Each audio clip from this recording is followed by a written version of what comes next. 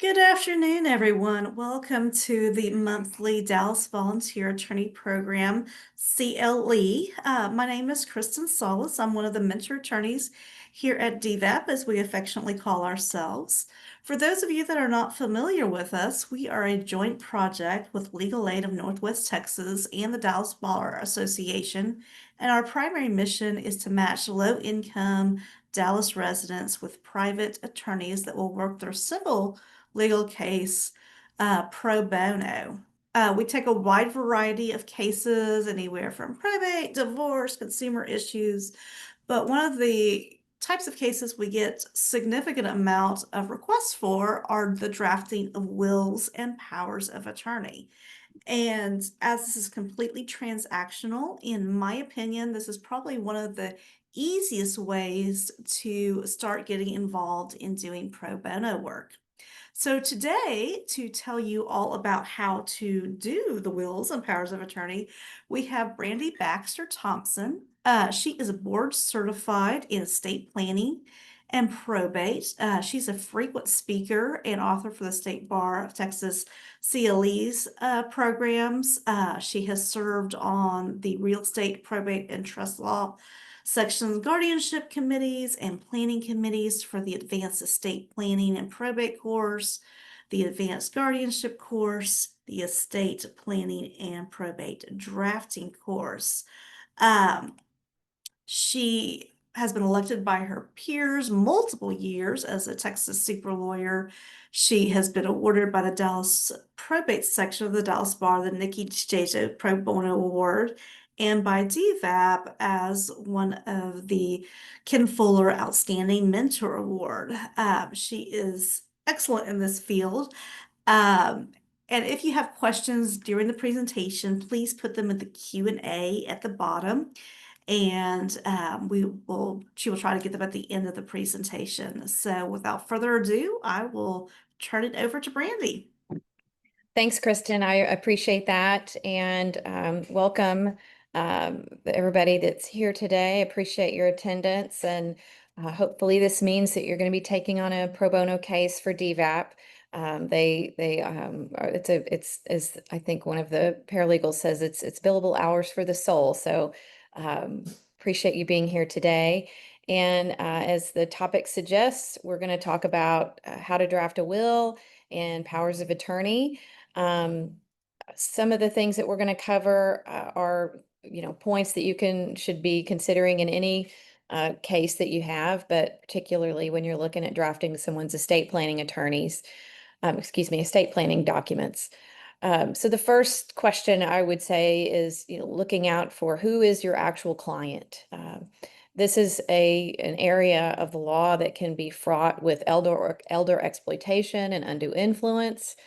You want to make sure that whoever you're speaking with is not more than just a helper, but is somebody that is not directing what is happening.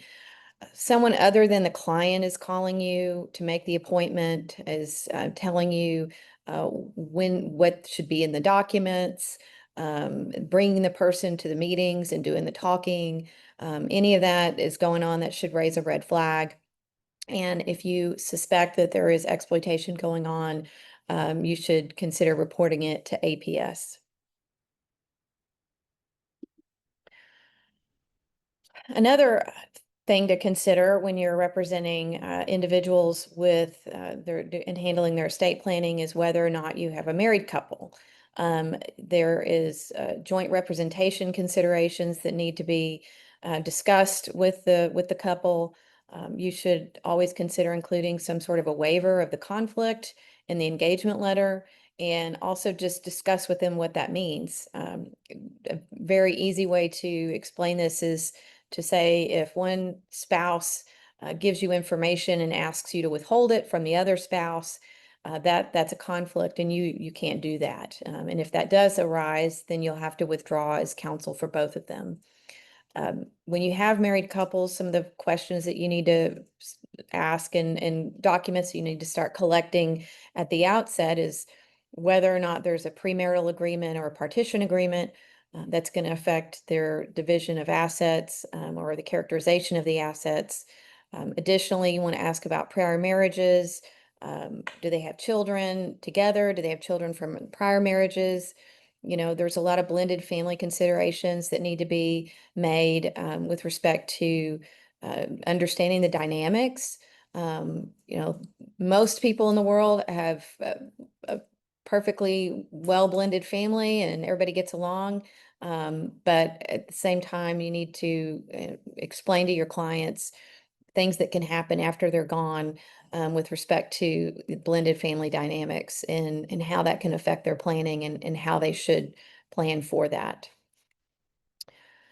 So the basics of will preparation is gathering information from the client. We'll go over some points of discussion, specific points of discussion with the client, and then the actual formation requirements to make a will. So of course, you want to identify who the family is. Are they married? What is their spouse's name? Do they have any children? Are those children minors? Do any of them have special needs? Are there any stepchildren that they would like to be considered as children, even though they haven't been adopted? Or do they have any adopted children or stepchildren that they have adopted? You want to understand and have a complete family tree for the person that you're preparing the documents for. I think it's important to explain to them, you know, because a lot of times people will say, well, why do I need a will? And you need to be able to explain, well, if you don't have a will, this is how your property is going to pass. Um, a lot of times people are surprised when, you know, the stepchildren are not included, or let's say they have, you know, children from another marriage and they think everything's going to go to their spouse. They need to understand that that's not the case. That's not the law. And if they want it to pass differently, then they need to, you know, have planning accordingly. I think it's also important to understand, you know, who their grandchildren are, whether they have grandchildren, if any of those grandchildren are minors, and likewise, if any of them have special needs. And of course, you definitely want to know if there's any children or grandchildren that are estranged from the client. Um, I'll tell a few war stories as I go through, and one of them is, and I myself don't do really any much planning anymore, but back when I did more, I had a lady that came in and saw me, and she gave me her children's names and prepared the will, and we get to the will signing, and she made a comment about a child that was not in the documents and that she'd never mentioned to me before. And so I stopped and asked her who this person was, and she said, "Oh, well, I don't consider him my child anymore. He's you know, I haven't seen him in years." And I said, "Well, we can't do a will that doesn't at least identify that person. So make sure you ask those questions, and you know, understanding that what you're asking is private, it's personal." But I think it's our job to be nosy and to make sure we know as much as we can from the client. Don't be afraid that you're, you know, asking too involved of questions. You have to be able to, you have to have this information in order to adequately represent someone.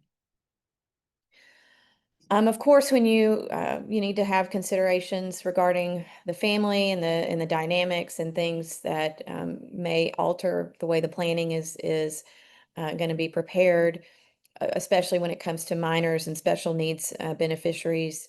A lot of times people that have minors want to have a contingent trust drafted into the will so that if the person is under a certain age at the time of the testator's death, that it goes into a trust for their benefit until they reach a certain age or until their death.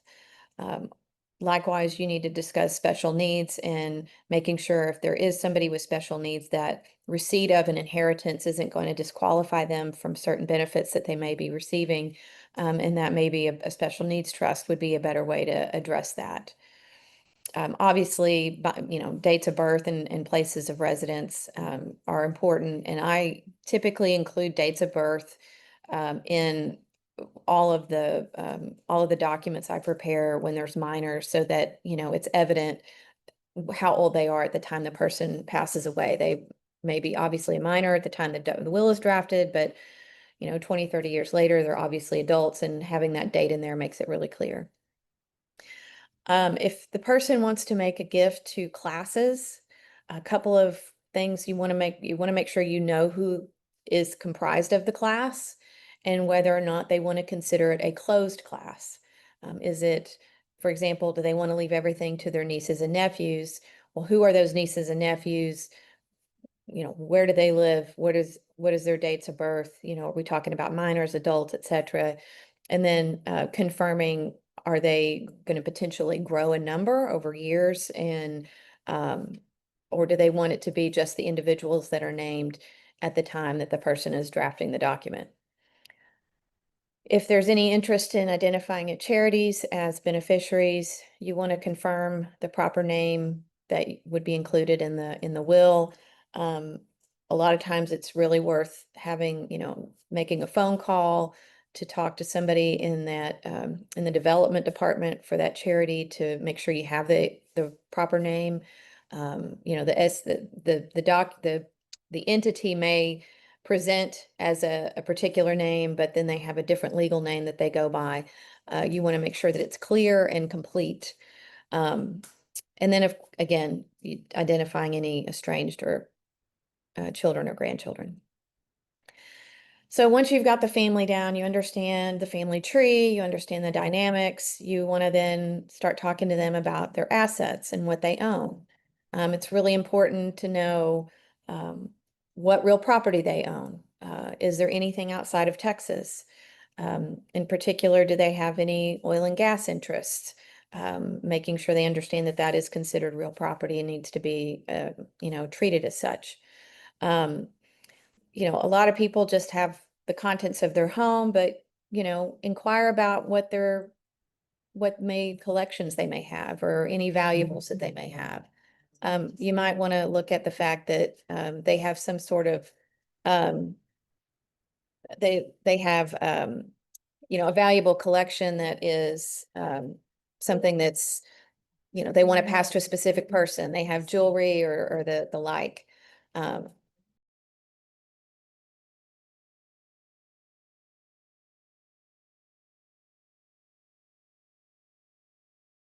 Sorry about that. And then as far as cash and securities, you want to get a list of all the bank accounts. You want to know whether they have any retirement accounts, such as IRAs, 401ks, brokerages. All of those things are really important because you want to talk to them about whether or not they have a beneficiary designation. Another war story I'll tell you is I had a gentleman come to me and he wanted to draft a will that left everything in trust to a particular person. And we started going through his assets and identifying his accounts. And I asked him if he had any beneficiary designations, and he said, yes, I do. And I said, well, who's the beneficiary? And he said, well, the person that he wanted everything to be left in trust to. And so I had to have a conversation with him about it. And well, wait a minute, most of the assets that you have, you've designated this person as a beneficiary. You need to understand that means they're going to receive it outright and it's not going to be in trust and they can do whatever they want with it. And he didn't understand all of that, didn't think through that. And so it's really important to confirm that information. I also really like to see it, if you can, a statement or have them go to the bank and get a confirmation, get a copy of the designation so that they have it in their file, so it's clear. Because sometimes they'll think they've designated someone as a beneficiary and it wasn't ever completed, it wasn't received by an institution, or you have someone that divorced years ago and they have left their ex-wife on as a beneficiary and they didn't realize it, that they needed to change that. Obviously, safe deposit box is something that you need to know about. I typically caution people about putting important documents in a safe deposit box.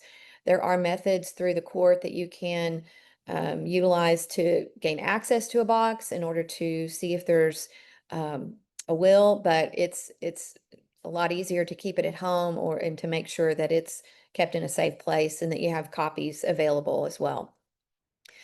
You want to ask if they have any interest in entities, if they're in LLCs, limited partnerships, family limited partnerships, um, corporations, etc. And if they do have interest in these privately held, I'm not talking about, stocks in, say, Apple, for example, but if they're privately held entities, you want to make sure that you have those documents so you can understand how do things pass or what are the options that they have with respect to those entities.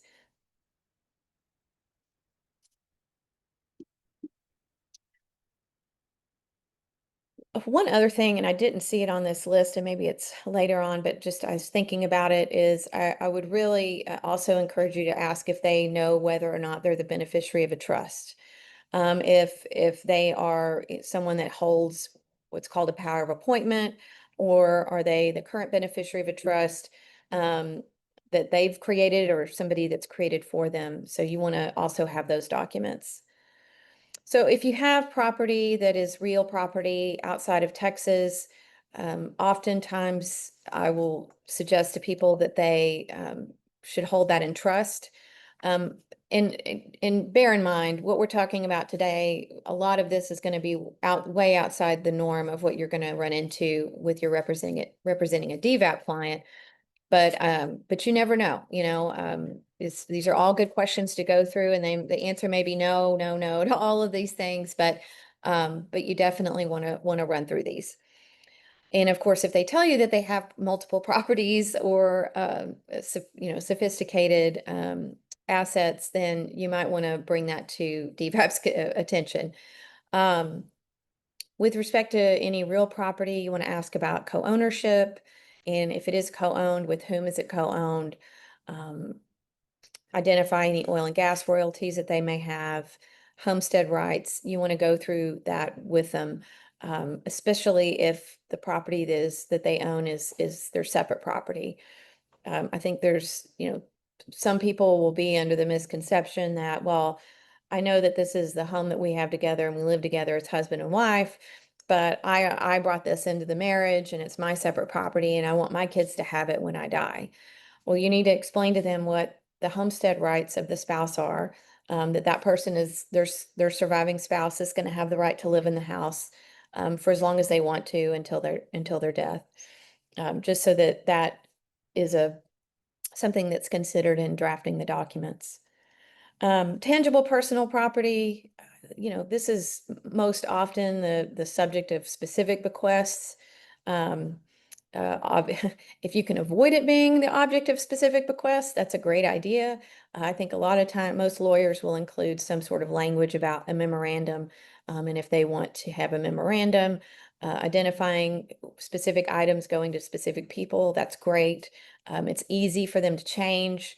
It's not something they have to come back to you and revise their will in order to address. I have a particular client, and they almost annually send me an updated memo of who they want specific items to go to. And largely because those things change. They sell something, they buy something new, they want to make sure that that's included. We've kind of talked about accounts and looking at whether or not there's a beneficiary designation. Obviously, that's something that you need to talk to them about with respect to how they want their assets to pass, and that their non-probate assets, who receives their non-probate assets comports with who is receiving their probate assets, and in making sure that they understand how those work together.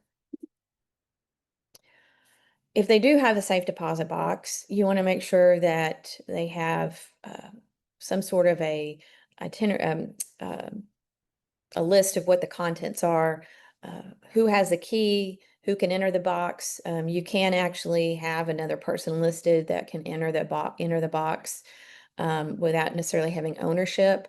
Um, I always tell people the best thing that you can do for the people that follow is to have some sort of a system, be it some file folders, a little carry box, or something that has uh, a, some sort of a list of what all the assets are, where the bank accounts are, passwords, and the things like that, just so it's easier on whoever has to come behind them. Even if it's a married couple, there's frequently one person is kind of the keeper of all of that information. And if that's the first person to pass, then their spouse is going to be left behind trying to really put pieces to a far-flung jigsaw puzzle together if this is not put together in a place. Regarding the privately held entities, we kind of talked about this a little bit, but some additional things that you might want to consider gathering is the EIN of the entity, check the Secretary of State for status of the entity. You might want to look at whether the last tax return that's been filed, just to kind of see what the ownership interest is, see if there's any other owners' interest that you need to address, etc. All right, so you've got family assets, you've kind of gathered all of that information. Now you need to start asking them for the specific information that you're going to need to include in their documents. Who are going to be the beneficiaries of their assets? Is it going to be family? It's going to be charities. Do they want to make provisions for any pets that they own? I've thrown in a few little New Yorker cartoons. I love this one. It's so funny. Everything I have, son, I have because your grandfather left it to me, and I now see that that was a bad thing. So other information to gather. I did have it in here. Trusts. If they are the settlor or beneficiary of trust, you want to have a copy of that. Um, they're probably not going to know what a power of appointment is. They might have heard that phrase, but they might not understand it. That's why you need to obtain a copy of any trust agreements so that you can read through them and understand whether or not they have this power. Because if they do have that power, I believe it's your duty to explain to them what it means and whether or not they want to exercise it and how they can exercise it. A lot of times these things are included in documents for tax purposes so that the assets in the trust are includable in their estate. But they still may want to exercise it by transferring it to somebody else, transferring it to a different trust, etc. Obviously, premarital partition agreements, you want to have copies of those. You want to look through those and see how this affects the characterization of the assets and any obligations that they may have made under that. And of course, companion animals. A lot of people will have animals that they want to make sure are taken care of after their death.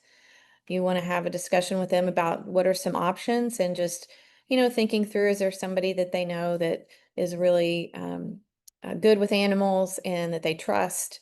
You might talk to them about some various entities that, would be willing to take on the animals either permanently or on an adoption, or excuse me, on a maintaining them until they can be adopted out to a family, and just having those things identified in there.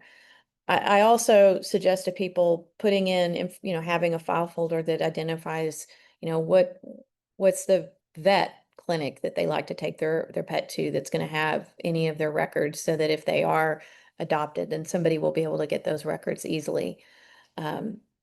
They might consider leaving a gift to somebody for taking care of the pet, or they may decide they want to leave that in trust. And once that trust is depleted, once the animals are deceased, whatever's left in the trust can go to a charity or to an individual. Other points of discussion with the client, of course, you want to talk about the executor, who would be the trustee, whether they want to make any specific bequests, and then the contingent disposition if everybody that they've identified as a beneficiary is deceased at the time that they are dead. I think it's imperative to have at least 2 alternates when you name an executor.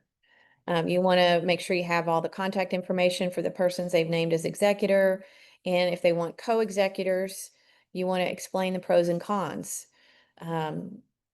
I had one situation where the mother was adamant that all 4 of her children serve as independent co-executors.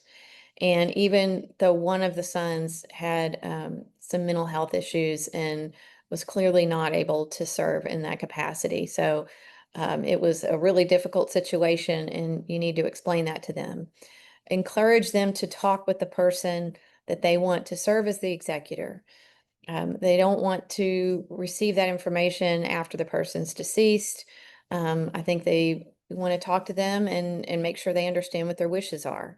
Obviously, those wishes need to be contained in the documents. They can't just be verbal. But I think that they can at least give them some information about the family and the dynamics if it's somebody that's not necessarily in their nuclear family unit. You want to talk to them about executor compensation, whether or not they want to make a provision for that, and if they do, how do they want to determine that? Do they want it to be a fixed dollar figure, or do they want to just say that it's reasonable?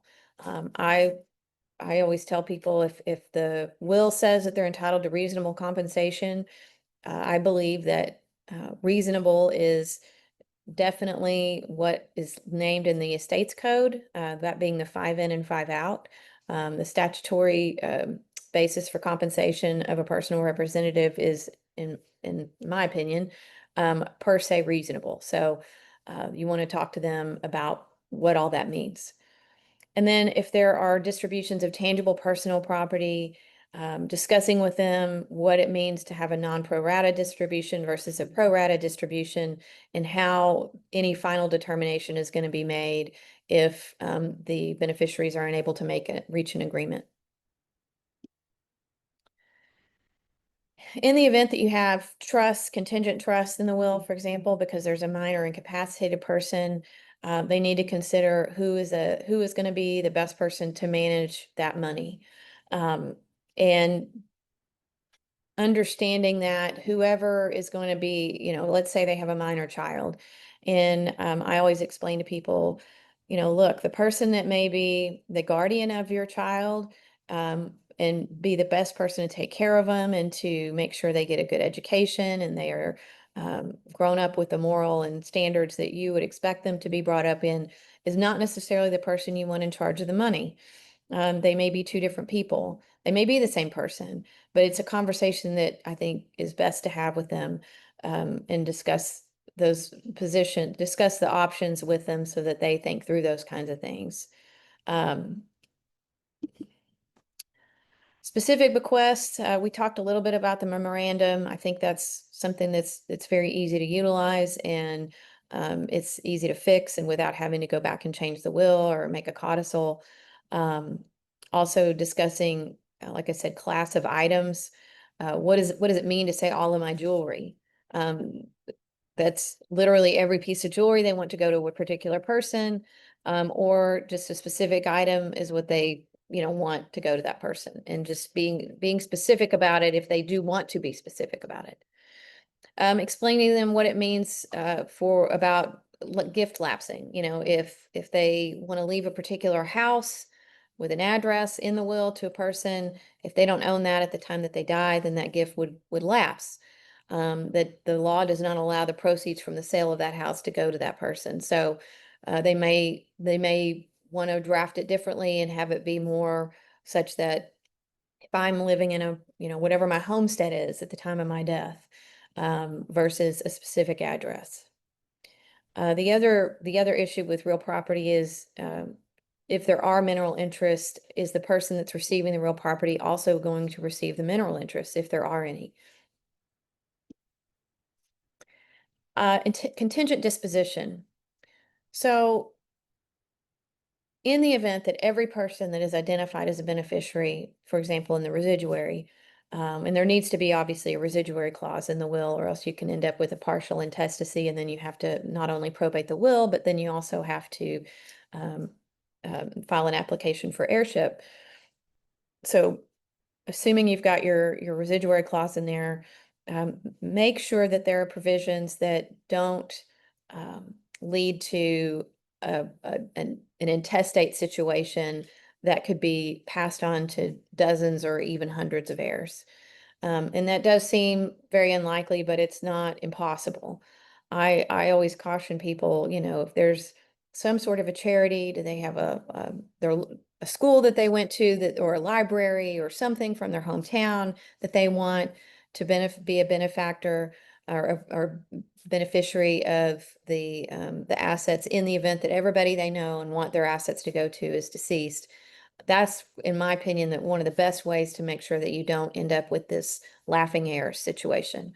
In Texas, we never have a situation where it's going to go to the state. You will continue to go backwards until you find heirs.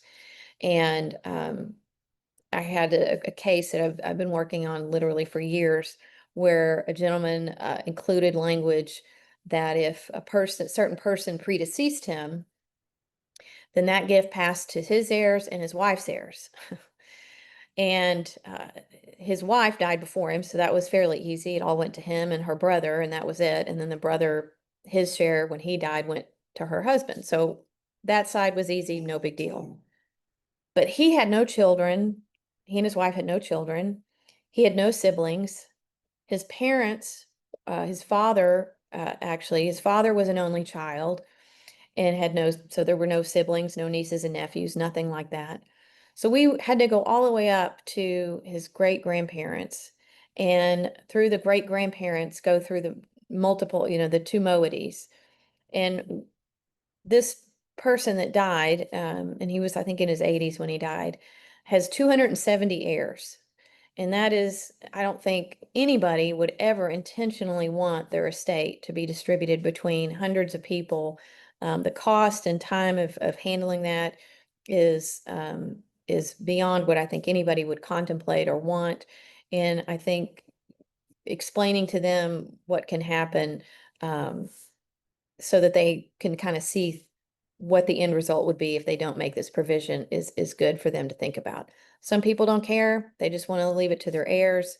Of course, then you have to explain to them, well, all of your heirs are the people that are identified in your will, and we're talking about a fact where if they're all gone, who do you want it to go to? So, all right, so we'll talk about will requirements and drafting considerations. So who can execute a will in Texas?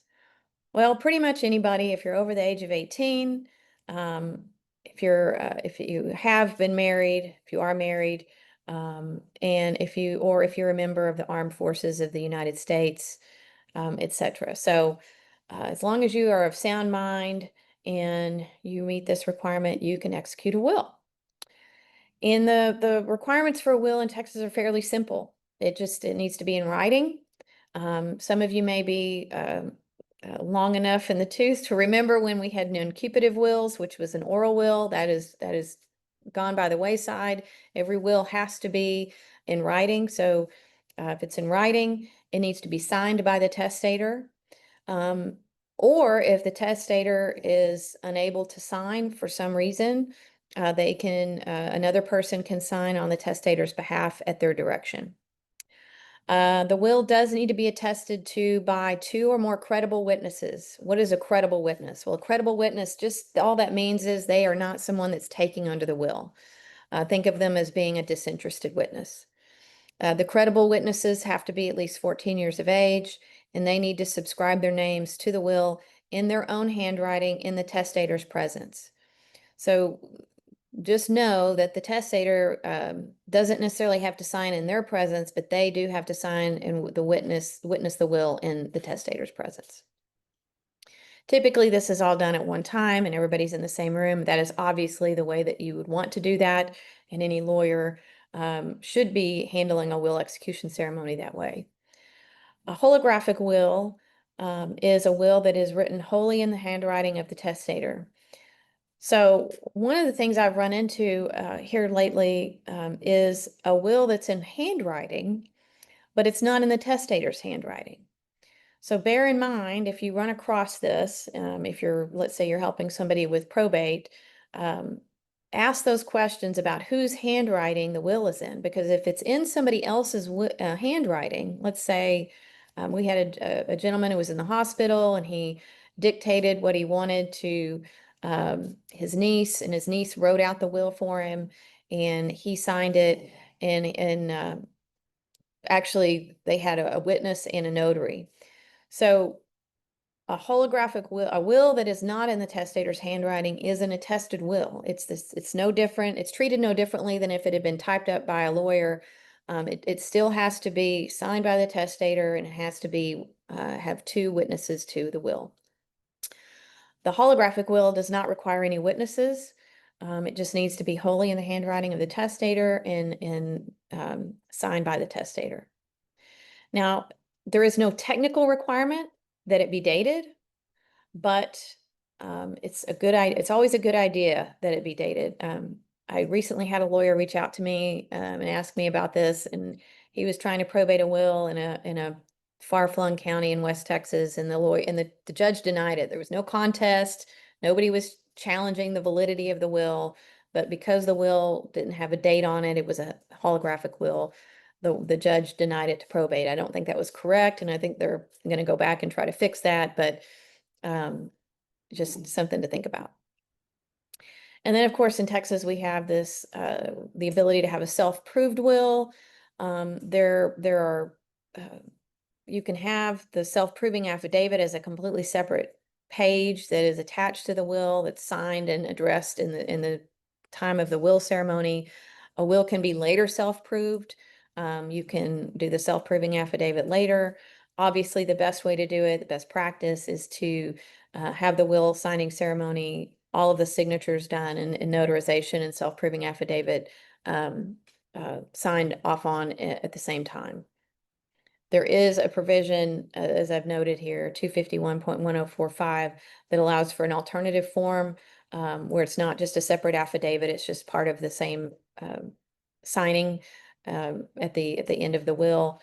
As someone that handles primarily litigation, I have found that having the self-proving affidavit as a completely separate document is beneficial in order to make sure that you've got multiple signatures, because when you have the will signed by the testator and then the testator has the witnesses sign, and then you have another document, wills where the testator signs and the witnesses sign, and then that's notarized, you have multiple signatures to work with. As I mentioned, there's the form for self-proving affidavit is in the estates code. Any documents, I believe any forms that you receive from DVAP or otherwise should have this as part of the form. And why do we do the self-proving affidavit? Well, that's to make it easier to probate the will. If there's a self-proving affidavit, then you don't have to have the attestation, you don't have to have the subscribing witnesses come into court and testify as to the fact that the testator was over 18, they were of sound mind, they knew this was their will, they asked us to sign it, we were both over 14, etc. All the things that you include in that self-proving affidavit are, we don't have to prove those up in court. All you have to have is the applicant, who's normally the person that's named as the executor, testify, and that makes for a very easy, simple will prove up. I mentioned this alternative as simultaneous execution, attestation, and self-proving.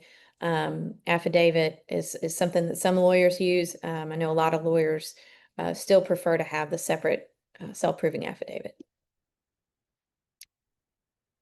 In the testator's will, he or she may give authority to another to designate an administrator of the estate. So this was, I guess this is a few years old now, but this isn't necessarily who you're saying will be the executor. It is in the event that whoever I've named as executor is unable to serve, this person can appoint an alternative executor.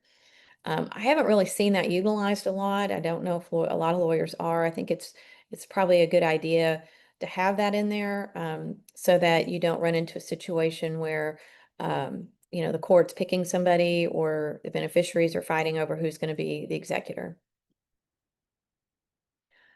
In order to have an independent administration, which is what is what everybody would prefer, I think, in most circumstances, you have to have this very specific language in there. You want to have this phrase identified typically it's in respect of appointing the executor, and that you want it independent, and that you want it to that there to be no requirement of a bond, etc. So make sure when you're drafting that you identify all immediate family members, including anybody that's going to be excluded. You want to identify, make sure, because one of the elements of testamentary capacity is knowing who the natural objects of your bounty are. So you want to identify all those individuals in the will. You want to include dates of birth for children. Don't include social security numbers. I think that was a practice many, many moons ago. It's pretty rare to see a will that has social security numbers in there. I don't think that that's necessary or relevant to the validity or necessity in the will. So don't put that information in there. Other things to consider. I think when you've got a lot of tangible personal property, it's very difficult to make a pro rata distribution, if not impossible. So you want to give the executor the authority to make a non-pro rata distribution. You also want to maybe include how to resolve a dispute over a distribution, or you may just want to talk to them about having language that the executor is gets the final say. I think where that gets to be really difficult and what you have to think through with the client is if the executor is also a beneficiary, they're a fiduciary. They're a fiduciary to all the beneficiaries. And while they are also a beneficiary under the will, because of that fiduciary status, they can't make a decision that's going to benefit themselves. Even if the will necessarily gives them the authority, it's really not a good idea for them to be able to make that ultimate decision that could contemplate making a decision that benefits them over anybody else. You might want to include the power of sale and explain the consequences if that's not in the will. Typically, property can only be sold if it's necessary to pay the expenses of administration. But the person may say, look, I don't want anybody, fighting over the house. I just want it sold, or I don't want anybody fighting over X, I want it sold. They need to, first of all, probably identify that in the will as to what their desires are, and in addition, include the power of sale for the executor. And then it's always a good idea to include some sort of a definition of incapacity in the will. Consider expanding that definition in the event a beneficiary has substance abuse issues or mental health issues, not just a legal incapacity that we know of in the context of a guardianship. Codicils are, they're not used too often, but when they are used, they can kind of be a fine point that needs to be changed, a very specific provision that needs to be changed. They have to be executed in the same manner that a will is executed. So they need to be in writing, signed by the testator, two witnesses, and you want to have a self-proving affidavit. Wrapping up a little bit early here, and so some final thoughts here, and I do want to mention a couple of things about powers of attorney. Somehow that got left out of here. Just ask lots of questions, listen carefully, listen to what they're saying, be very aware of the language that they're using that may suggest that there's somebody else out there in their family, or other assets that may be out there. So just have your thinking cap on when you're really listening to somebody about their assets and their family. I always think it's best practice to confirm information through documentation, particularly with assets. If they say, well, I own an interest in this partnership. Well, where's the documentation that shows how much they own? It may not be, and what's the value of it? They may want to know that you need to know the value of what the asset is for purposes of, explaining to them, if they want to divide things up fairly, what does fairly mean? Remember, we're not just attorneys, we're counselors, and it's our job to give advice and suggestions and to kind of help people think through things. Obviously, it's their ultimate decision about what they want and how they want things to go, how they want things to pass. But making suggestions based on your experience is why they're paying us. Always be aware of helpers, the people that are trying to insert themselves in the situation, are seem to be driving the decisions or the information or being the conduit of information. You know, if something in your gut is telling you there's something isn't right, you listen to it, and make sure you act on it. Don't ignore it. The other thing, I would say retain copies, but give the originals to your clients. Most lawyers are not willing to hold on to originals these days, and I think there's for good reason. But you also want to make sure that you keep a copy. I think the best practice is bring the document, keep the documents, the originals in your office, scan them, email them a copy, make them copies, put it on a thumb drive. That way they've got it in multiple formats. That way, they can hand it out to people that they want to hand it out to pretty easily. A couple of things about disinheritance, which I've talked about a little bit, but just I think these are, if somebody comes to you and they're saying they want to disinherit somebody, or they may not want to use that language. They may want to say, well, I don't want to provide for so-and-so because of X. Make sure that you're extremely diligent when it comes to that. Don't just ask them, ask why, dig into it. One of the bases for challenging a will is, an insane delusion is that they didn't, what they believed was not rational, and no rational person would understand it. I had a case where the person was being disinherited and it was put in the document. It said, I loaned him a bunch of money and he never paid me back. And the fact was he'd never loaned him any money. He disinherited him based on something that was not true. And so you want to talk through that, and you want to have that in your notes. Talk to them about the relationship over the years, whether it's changed and how it's changed and why it's changed. Obviously, people can leave their assets to whomever they want. They want to disinherit somebody, that's their business. But if you want to make sure that your client's wishes are carried out, and avoid problems, you want to have good notes and that support the reasoning in your work product. Always remember that you have a fiduciary obligation to ask why and see if there's a reason for the disinheritance of a natural object of their bounty. Make sure you also address electronic assets and make sure you leave access to that. I unfortunately had to deal with this with my own mother about a little over a year ago. She had a laptop and an iPad and a phone, and my father's got some dementia, and so he was not able to help in any way, and she didn't have anything written down, and so it was a complete nightmare. So make sure you've got all that information together. And then, make sure that you proofread your documents. And I personally cannot proofread something on a screen. I always print it off. And if you've got staff, print it out and have them review it too.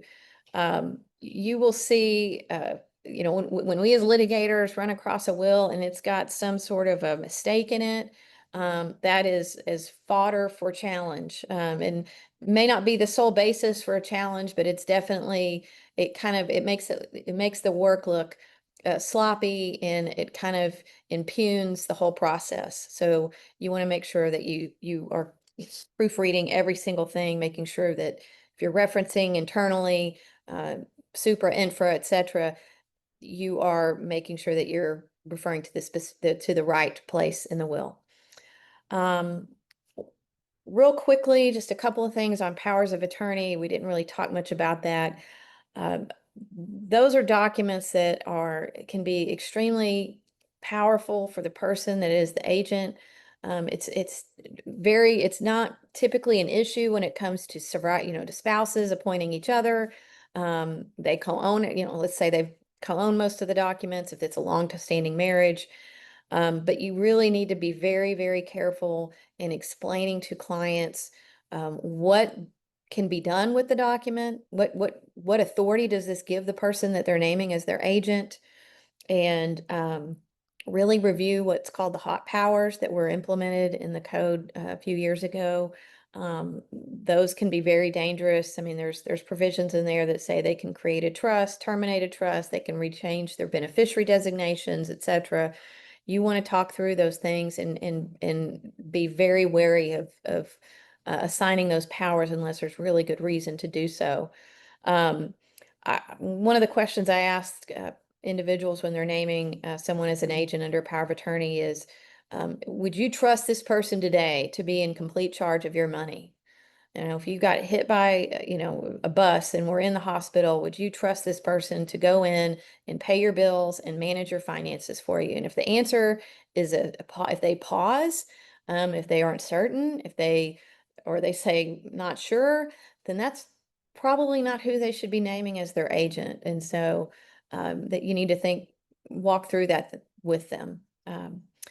So anyway, I appreciate everybody's attention today, and if you have any questions, I'm happy to answer them. I think we've got a couple of questions. Well, actually, Maricella's put the CLE credit course code in there for you to look at and record. But if anybody has any questions, I'm happy to take those. And